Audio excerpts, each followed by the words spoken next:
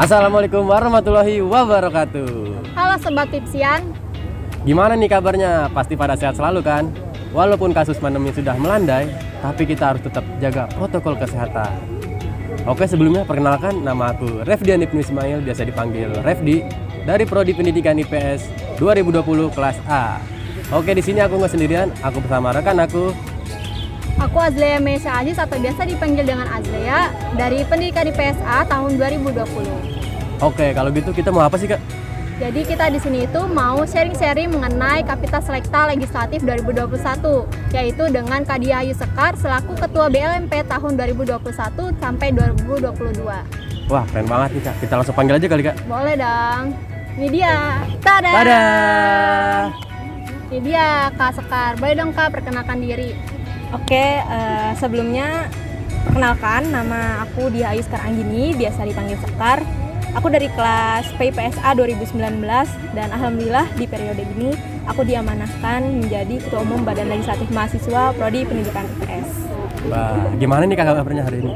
Alhamdulillah baik. Oke, semoga sehat selalu ya, Kak. Oke, jadi kita langsung aja nih Kak. Jadi sebelumnya aku pengen tahu nih Kak, BLMP itu apa sih Kak? BLMP itu lembaga legislatif yang ada di tingkat daerah gitu. Nah, jadi lembaga legislatif di tingkat daerah itu namanya Badan Legislatif Mahasiswa Prodi gitu.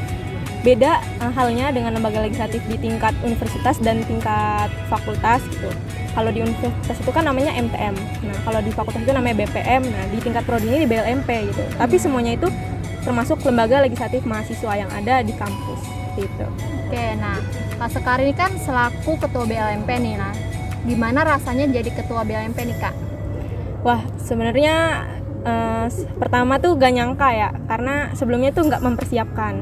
Terus yang kedua itu ya alhamdulillah sih diberikan amanah gitu kan. Jadi bisa mendapatkan pengalaman baru gitu. Mungkin itu aja sih. Oke nih Kak, tadi kan udah jelasin kenapa alasannya apa BLMP, terus aku mau nanya nih Kak, apa sih urgensi lembaga legislatif di kampus? Oke, mengenai urgensi lembaga legislatif di kampus ya, sebelum aku ngebahas urgensinya, aku mau memberitahu dulu kalau lembaga legislatif di kampus itu merupakan penyeimbang gitu dari lembaga eksekutif yang ada di kampus. Oke. Jadi keduanya itu harus ada. Kalau misalkan cuma ada salah satu itu nggak bisa menjalankan fungsinya dengan baik. Benar. Seperti itu. Nah, kalau untuk urgensi lembaga legislatifnya sendiri itu sebenarnya urgensinya itu sama aja 4 fungsi legislatif sendiri. Jadi aspirasi, legislasi, pengawasan, dan anggaran atau budgeting. Jadi urgensinya itu 4 hal itu gitu. Nah, yang pertama itu ada yang namanya aspirasi, di mana lembaga legislatif itu harus bisa menjaring dan menyerap aspirasi dari teman-teman mahasiswa. Terus yang kedua itu ada legislasi, di mana nanti hasil aspirasi dari teman-teman mahasiswa bisa diolah menjadi produk perundang-undangan yang mana outputnya itu berupa peraturan Okmawa gitu. Nah, selanjutnya itu ada fungsi pengawasan. Jadi lembaga legislatif itu bertugas untuk mengawasi jalannya agenda kerja, jalannya kegiatan yang dilakukan oleh badan eksekutif selama satu periode kepengurusan. Terus juga ada yang terakhir itu urgensinya di bagian anggaran atau budgeting. Jadi setiap pengeluaran, pendanaan yang digunakan gitu, yang keluar, yang masuk dalam kegiatan-kegiatan yang dilakukan oleh badan eksekutif itu harus bisa dipertanggungjawabkan itu. Mungkin kalau misalnya untuk urgensinya yang paling penting tuh 4 hal itu sih. Wah, mantep banget nih kan teman-teman. Nah, sekarang aku pengen tanya nih Kak mengenai tugas, fungsi, dan wewenang dari BLMP itu apa nih Kak? Nah, kalau di BLMP itu ya ada nih tugas dan wewenang BLMP itu sendiri. Jadi yang pertama itu ada membentuk peraturan Okmawa. Terus yang kedua itu ada mewakili Okmawa keluar dan ke dalam kampus terkait kelegislatifan. Terus yang ketiga itu ada melaksanakan pengawasan terhadap pelaksanaan ADART dan peraturan Okmawa. Terus yang keempat ada menyerap, menghimpun, dan menampung aspirasi dari teman-teman mahasiswa. Terus yang kelima ada membuat peraturan pelaksanaan ADART, lembaga legislatif mahasiswa, agar semuanya itu berjalan sesuai dengan fungsinya. Terus selanjutnya itu ada melantik ketua dan wakil ketua lembaga eksekutif mahasiswa. Nah, karena ini BLMP, jadi kita melantiknya itu untuk ketua dan wakil ketua lembaga eksekutif mahasiswa di tingkat prodi gitu BEM kan. itu ya? Iya, benar, di BEM. Nah, terus selanjutnya itu ada mengadakan sidang pleno setidaknya 1 kali dalam 1 kepengurusan gitu. Terus selanjutnya itu ada mengadakan komunikasi dan kerjasama antara lembaga eksekutif dengan lembaga legislatif gitu secara bersinergi. Terus selanjutnya itu ada kita berkoordinasi juga dengan sivitas akademik dari kampus gitu. Jadi kita tuh juga harus bersinergi dengan sivitas akademik yang ada di kampus gitu. Jadi biar semuanya itu maksimal berjalannya. Terus lalu masih ada juga meminta laporan pertanggungjawaban kepada lembaga eksekutif terkait program kerja yang dilaksanakan selama 1 kepengurusan gitu. Itu biasanya ada di sidang umum. Nah, terus selain itu bersama dengan lembaga eksekutif mahasiswa juga bisa mengajukan usulan nih dan saran kepada pimpinan Universitas Negeri Jakarta. Terus ada menilai dan mengevaluasi melakukan transparansi dana kepada seluruh sivitas akademika. Jadi kita juga butuh nih transparansi dana. Benar. Dari sivitas akademika tentang kegiatan apa aja yang udah dilakukan seperti itu. Mungkin yang tadi itu untuk tugas dan wewenang ya. Nah, selanjutnya juga tadi ada kewajiban, di mana kewajiban anggota lembaga legislatif itu kurang lebihnya tidak terlalu jauh ya dengan lembaga eksekutif. Soalnya kita juga kan sebagai Opmawa gitu. Nah, yang pertama itu ada memegang teguh dan mengamalkan Tridharma perguruan tinggi. Terus yang kedua ada melaksanakan dan menaati peraturan Opmawa. Terus yang ketiga ada mendahulukan kepentingan konstituen gitu daripada kepentingan kelompok, pribadi dan juga golongan. Lalu kita juga harus menaati prinsip demokrasi dalam penyelenggaraan pemerintahan mahasiswa. Terus kita juga harus menaati tata tertib dan kode etik. Terus kita juga harus menjaga etika dan norma dalam hubungan kerja dengan lembaga lain. Lalu kita juga bisa menyerap dan menghimpun aspirasi konstituen nih melalui kunjungan kerja secara berkala. Jadi kita juga bisa nih kunjungan ke lembaga lain untuk kita mengetahui juga aspirasi dari mereka gitu. Nah, terus selanjutnya itu ada menampung dan menindaklanjuti aspirasi dan pengaduan konstituen, serta yang terakhir itu ada memberikan pertanggungjawaban secara moral dan politis kepada konstituennya. Karena aku mau nanya nih Kak, apa sih hak dan kewajiban dari lembaga legislatif itu? Sebenarnya kalau hak lembaga legislatif itu ada 3 ya. Yang pertama itu ada hak interpelasi, yang kedua ada hak angket, dan yang terakhir itu ada hak menyatakan pendapat. Yang pertama hak interpelasi. Nah, hak interpelasi itu biasa kita kenal dengan hak meminta keterangan gitu kepada pihak eksekutif terkait kegiatan program kerja yang dilaksanakan, terkait kebijakan yang dibuat. Misalkan kalau kita ada suatu masalah gitu dalam menjalankan proker, seringnya sih masalahnya tuh di bagian lampiran dana ibaratnya. Ya. Jadi di proposal itu dananya sekian. Nah, sedangkan di LPJ-nya itu beda gitu, sekian. Nah, itu kan harus dipertanggungjawabkan. Nah, kita bisa memberikan hak interpelasi gitu. Kita berhak mendapatkan keterangan gitu. Kita berhak meminta gitu keterangan kepada BMP ini kenapa bisa seperti ini. Kalau misalkan responnya baik dan bisa diselesaikan masalahnya, maka cukup untuk cukup dengan hak interpelasi saja. Tapi kalau misalkan responnya sekiranya kurang baik dan belum bisa diselesaikan, kita lanjut dengan mengajukan hak angket gitu. Dimana hak angket ini kita akan melakukan penyelidikan gitu terkait peraturan Opmawa yang diduga tidak sesuai gitu. Jadi kita harus selidiki, baru nanti kalau misalkan tidak tercapai juga kita beralih ke hak pernyataan pendapat. Nah, dimana hak pernyataan pendapat ini kesepakatan harus kita dapetin. Nah, untuk fungsi lembaga legislatif sendiri itu ada 4. Yang pertama ada fungsi aspirasi, kedua fungsi legislasi, ketiga fungsi pengawasan, dan yang terakhir itu ada fungsi anggaran atau budgeting. Sebenarnya 4 fungsi legislatif ini tadi masuk ya ke dalam urgensi lembaga legislatif di kampus gitu, karena emang 4 hal itu gitu yang penting dan harus dilakukan gitu. Nah, untuk fungsi yang pertama itu ada fungsi aspirasi, sama kayak tadi. Jadi kita harus lembaga legislatif itu harus bisa menampung dan menyerap aspirasi dari teman-teman semua. Lalu yang kedua itu ada fungsi legislasi, yang mana nanti aspirasi dari teman-teman semua ditampung, diserap, dan diolah, lalu dibentuklah gitu peraturan perundang-undangan yang nanti outputnya itu bisa berupa peraturan Okmawa gitu. Jadi aspirasi teman-teman juga bisa tersalurkan. Terus yang ketiga itu ada fungsi pengawasan, di mana lembaga legislatif ini mengawasi jalannya program kerja atau kegiatan yang dilakukan oleh Badan Eksekutif Mahasiswa gitu. Jadi semua rangkaian kegiatan tuh diawasi itu, mulai dari perencanaan, pelaksanaan, sampai evaluasi. Terus juga yang keempat ada fungsi budgeting atau anggaran. Nah, kita juga mengawasi fungsi anggaran, di mana anggaran yang dikeluarkan gitu, kayak pemasukan, pengeluaran dari setiap kegiatan yang ada tuh kita harus awasi sesuai nggak nih sama apa yang direncanakan dengan sama yang ternyata dibutuhkan itu, ternyata yang digunakan tuh segini gitu, sesuai nggak. Kalau misalkan sesuai berarti fungsi budgetingnya atau fungsi anggarannya itu berjalan gitu, seperti itu. Nah, oke. Keren banget nih kan teman-teman. Nah, tadi tuh kita udah ngebahas mengenai tugas, fungsi, wewenang, lalu hak dan kewajiban dari BLMP ini. Nah, sekarang aku pengen tahu nih struktur dari BLMP ini apa, Kak?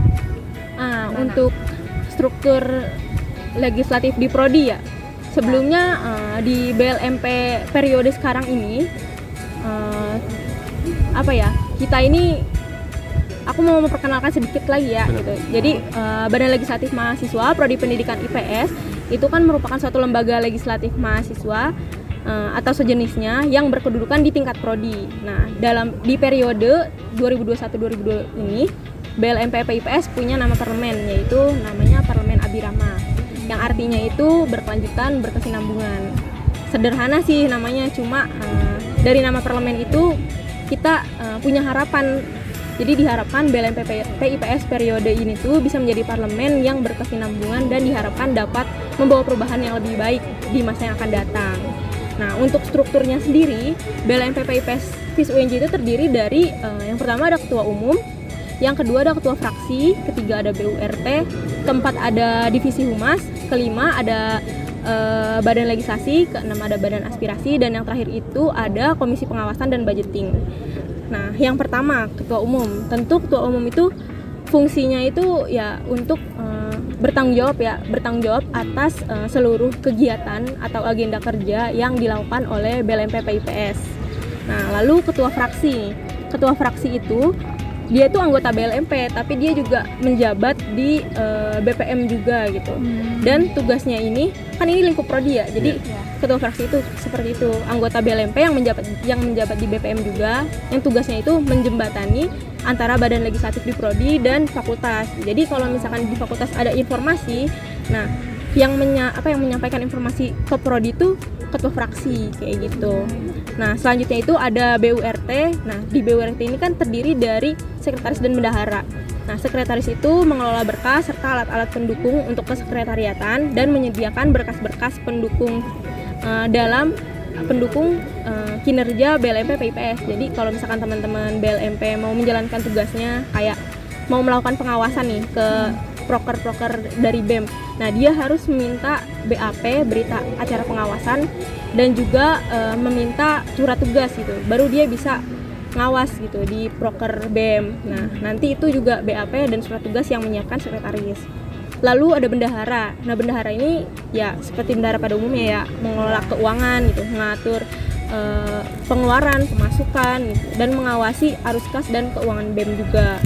Nah, terus selanjutnya itu ada divisi humas. Nah, divisi humas ini merupakan sebuah divisi yang bertugas menjadi narahubung di BLMP PIPS. Selain menjadi narahubung, divisi humas juga memiliki tugas mengelola serta membuat konten sosial media milik BLMP seperti Instagram, Twitter, dan juga YouTube. Nah, humas juga punya kegiatan nih kayak makramu, membuat kuis. Nah, kuisnya itu setiap malam minggu gitu. Nah, terus abis itu ada juga rekomendasi untuk desain-desain dari humas. Selanjutnya itu ada badan legislasi. Nah, badan legislasi ini merupakan badan yang fungsinya itu sebagai jembatan gitu ya, sebagai jembatan dari tingkat prodi ke tingkat fakultas dan universitas.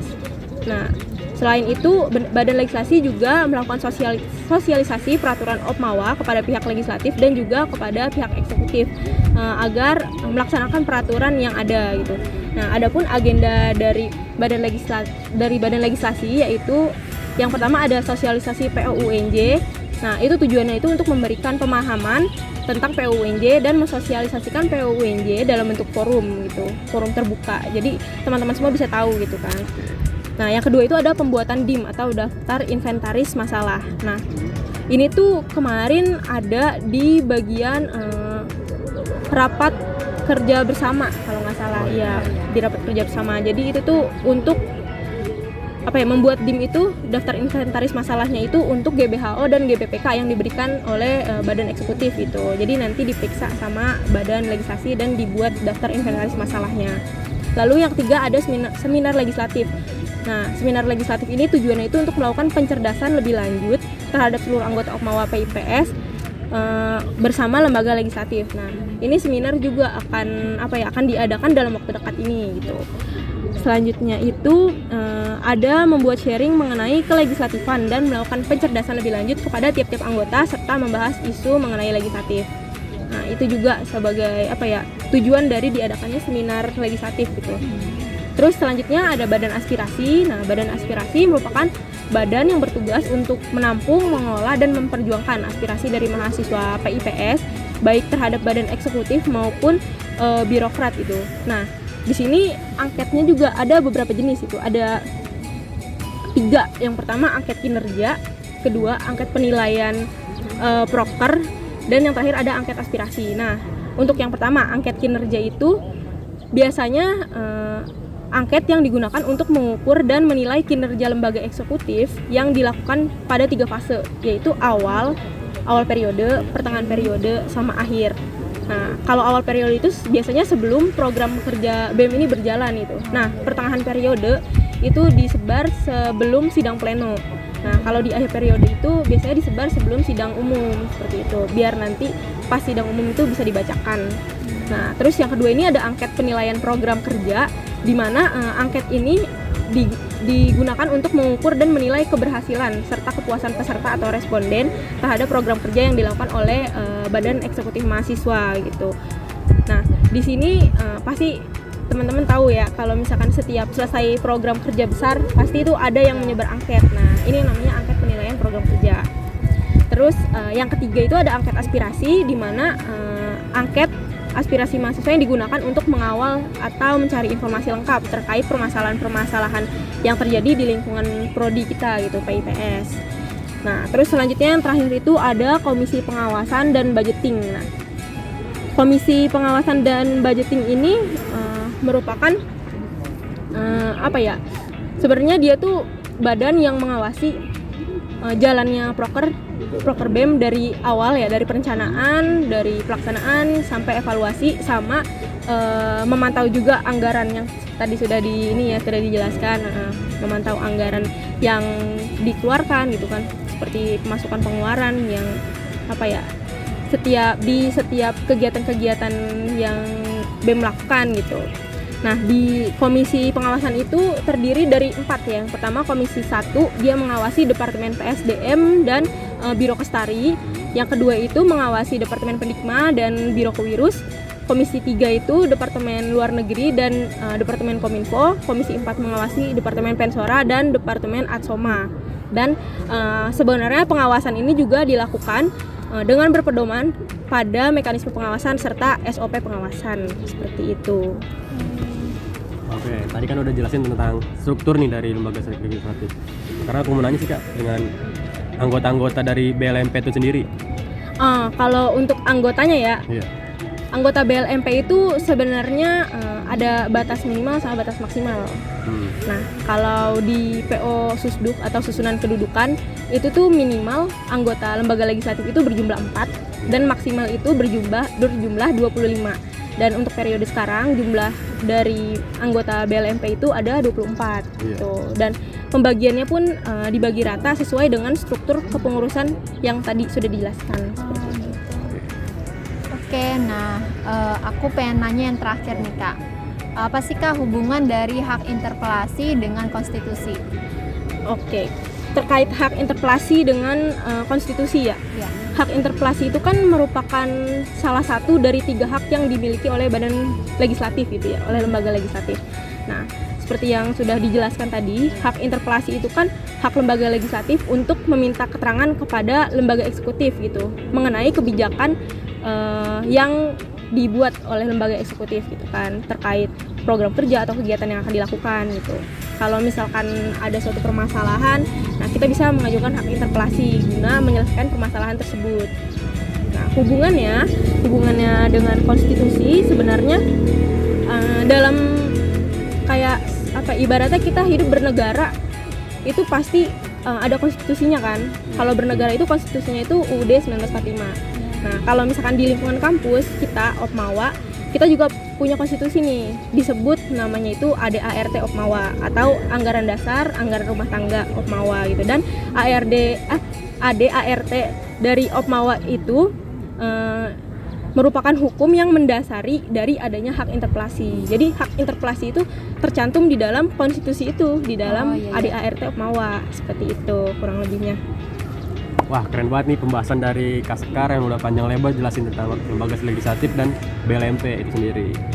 Semoga teman-teman sekalian memperhatikan dan mencatat nih poin-poin yang dijelaskan oleh Kak Sekar. Siapa tahu kalian tertarik nih join dan gabung ke BLMP Prodi Pendidikan IPS. Betul banget nih Kak, karena materi ini tuh keren banget dan penting untuk kalian mengetahui lembaga legislatif yang ada di dalam Opmawa Prodi. Oke, terima kasih banyak nih buat Kak Sekar atas penjelasannya dan pemaparannya. Mungkin dari Kak Sekar ada nggak nih pesan buat teman-teman 2021? Oke, mungkin untuk teman-teman 2021 selamat datang ya di dunia perkuliahan. Mungkin sudah berjalan beberapa bulan ya ketika mengikuti PKMP ini. Nah, untuk teman-teman 2021 jangan lupa nih ikut organisasi pemerintahan mahasiswa, baik BMP maupun BLMP gitu. Karena keduanya ini kan harus berjalan beriringan ya. Benar. Jadi keduanya ini penting dan punya perannya masing-masing untuk mencapai tujuan bersama gitu, yaitu membawa Opmawa PIPS itu menjadi ke arah yang lebih baik, seperti itu. Mungkin itu sih cukup dari aku. Mungkin sekian pembahasan kita kali ini. Tapi sebelum ditutup, kalau misal aku bilang Pipsian, jawabnya Jaya Jaya. Oke, kita coba ya Kak. Oke. Pipsian, Jaya, Jaya Jaya. Bye Pipsian. Bye, Cip.